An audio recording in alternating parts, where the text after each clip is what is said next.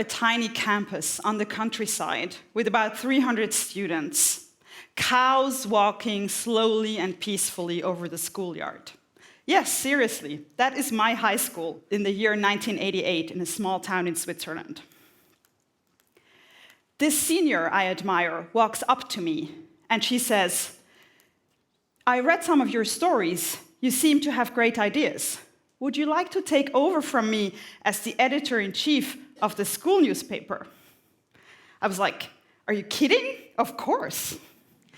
In no time, I was able to learn everything about the value creation chain of a product, the first in a series of amazing and challenging entrepreneurial experiences in my life. Do you know what the single best thing about a school newspaper is? It is that you really, really know your readers, teachers and students alike. You meet them every day. They tell you what bothers them, what gives them sleepless nights, what needs to change. You sell them the paper personally, putting it into their hands on the schoolyard, taking their money, looking them in the eyes. This experience shaped my understanding of journalism and entrepreneurship more than anything else. I did not pursue a career in journalism because my calling was to start and build up a company that helps others create and implement great ideas. But I watched from afar how media developed over the last 25 years, and this development often gave me pause. So I did not have to think very long when about 2 years ago, two of the most renowned Swiss journalists who were discussing to create a new digital magazine approached me. They were looking for someone to join the team to support them with idea finding and collaboration skills.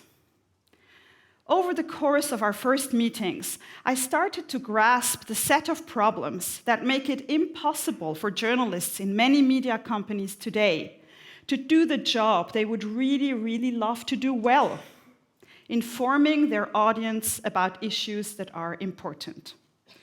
Here are 3 of those problems.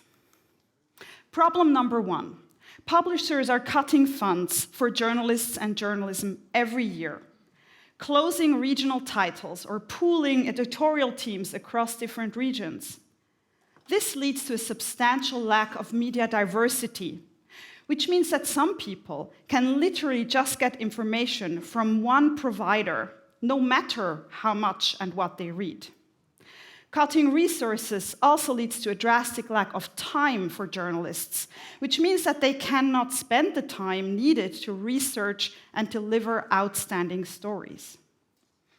Problem number 2. More and more media are either bought by or funded by people with a specific political agenda, influencing the editorial teams into the direction of that agenda, creating a journalism that is mostly looking at the world from a single perspective. Problem number 3. Media companies today, more than ever, are in business with the advertisers. And thanks to the endless options of measuring behavior of consumers online, content can be optimized to make more people click on it or for people to read content that they think is journalism, but is in fact advertisement or content that is paid disguised as journalism. All these problems, and some more, lead to journalism that is no longer doing what it is first and foremost supposed to do: providing citizens with unbiased information. To quote the character Mackenzie McHale from the series The Newsroom, "There is nothing more important in a democracy than a well-informed electorate." In Switzerland, it is even more important because we do not just elect our politicians. We actually vote on important issues directly as citizens several times a year. Our complex world calls more than ever for outstanding and independent journalism. There was never so much need for information in a sea of noise. There was never so much interesting and important topics to cover and explore, and so many incredible possibilities to deliver content in an informative as well as interesting way. But it's not really journalism that is having a crisis. It is the business model of the large publishing companies that is no longer functioning. It has become a system that does not allow journalists to do their job properly. So we decided to create a new company that would allow for truly independent journalism, accountable only to its readers. What does that mean? It means putting journalism at center stage, and it means putting the reader at center stage and cutting out everything else. It requires making sure that journalists work in an environment that gives them the freedom, time, and agency to do their job well, and to make sure that readers know that what they are getting from these journalists has no intermediate, no advertisers to make happy, no third interests to cover. An environment in which journalists are only accountable to their readers, their conscience, and their professional ethos. The truth is that this kind of journalism cannot be free of charge. If there is no intermediate between the journalist and the reader has to pick up the bill. This is the only way to ensure truly independent journalism. If journalists try to create a magazine on their own, they have a journalist's perspective. If business people want to come up with a new model for digital journalism, they have a business perspective. If IT developers create a platform for awesome digital journalism, they have a developer's perspective. But if all of them do it together from the beginning, they need to understand each other's thinking, universes, and positions, and find unique solutions together. This is why from the beginning, the founding team of our company was composed of journalists, business people, and IT specialists, all working closely together, all on eye level, all following a clear and common purpose. We also wanted to integrate the people who know best what really needs to change in Switzerland for journalists to do their job well. We invited people working at many different media companies in Switzerland to join the conversation early. We all met for more than a year, every second week, over wine and dinner, to discuss the best way to create our media company.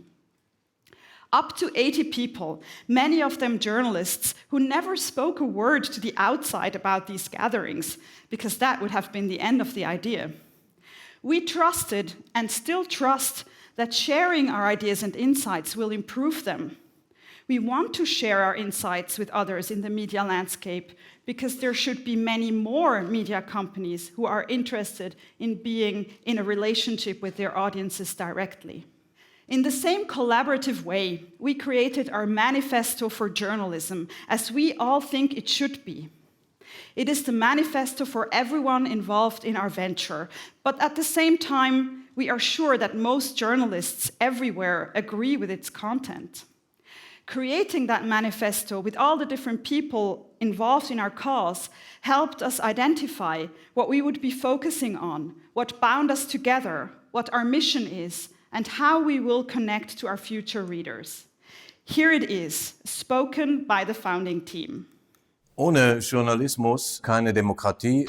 Ohne Demokratie keine Freiheit. Wenn der Journalismus stirbt, stirbt auch die offene Gesellschaft. Das freie Wort. Der Wettbewerb der besten Argumente. Freier Journalismus war die erste Forderung der liberalen Revolution. Und das Erste, was jede Diktatur wieder abschafft. Journalismus ist ein Kind der Aufklärung. Seine Aufgabe ist die Kritik der Macht. Deshalb ist Journalismus mehr als nur ein Geschäft für irgendwelche Konzerne. Wer Journalismus macht, übernimmt Verantwortung für die Öffentlichkeit. Denn in der Demokratie gilt das Gleiche wie überall im Leben. Menschen brauchen vernünftige Informationen, um vernünftige Entscheidungen zu treffen. Guter Journalismus schickt Expeditionsteams in die Wirklichkeit. Seine Aufgabe ist, den Bürgerinnen und Bürgern Fakten und Zusammenhänge zu liefern. Pur, unabhängig, nach bestem Gewissen, ohne Furcht vor niemandem als der Langeweile. Journalismus strebt nach Klarheit. Er ist der Feind der uralten Angst vor dem Neuen. Guter Journalismus braucht Leidenschaft, Leidenschaft, Können und Ernsthaftigkeit. Und ein aufmerksames, neugieriges, furchtloses Publikum. Sie. Dich. Sie. Und Sie? Sie. und sie.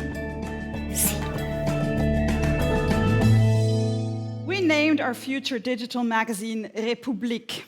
Res publica means the common good or the public affair. We want to reclaim the common good and the public affair, make sure that people talk about things that are important to all of us as a society, and help reclaim the things that we must take care of together. It felt good to reclaim the word Republican and to give it back its original meaning in a world in which it had become a mere shadow of its former self. To make sure that we have a structure that can actually accomplish what we want, reader-centered journalism, we worked very hard at creating a unique and at the same time simple model. Our structure has two sides. The cooperative Project R is a not-for-profit organization with the goal to strengthen democracy by developing new media projects that are of true value to the citizens in a democracy. It shares its knowledge, work, and insights in an open-source manner with everyone who is interested in that cause. Republik, on the other hand, has only one mission: to do great journalism that is in business with its readers. As powerful as possible, as small as necessary, able to become profitable within a reasonable amount of time. We will publish only 1 to 3 stories per day and focus on the big debates that are crucial for our society and for citizens with a global mindset in the years to come. We also want to have an ongoing dialogue with our readers about our work and spend much time debating with them online and at live events. It's journalists' job to invest as much time as necessary into a story to make it understandable to a reader in much less time than the journalist needed to research and write it. As Konstantin, one of the journalist founders of Republik, puts it, it's the journalists who have to suffer, not the readers. We needed to explain the urgency of the problem set I described earlier and the necessity for readers to pick up the bill. We did not want consumers, we wanted people who really cared about our mission to be the first members of our community. How do you convince future readers to become active and spend money to get independent journalism when online offers are mostly free?